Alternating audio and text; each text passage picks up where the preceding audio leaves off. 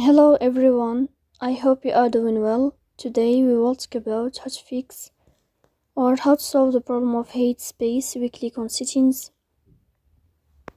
In this page we click on apps, default apps, app settings.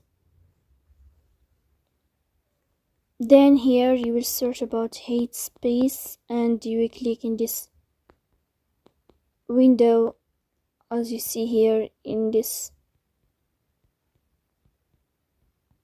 application. Then you will click on first stop and you will click OK. After that you will enter to storage. Here you will click on clear cache. Then you will turn off your Wi-Fi and you will turn on your Wi-Fi again to fix that problem. So that's all. Don't forget to support us by like and subscribe. See you next time.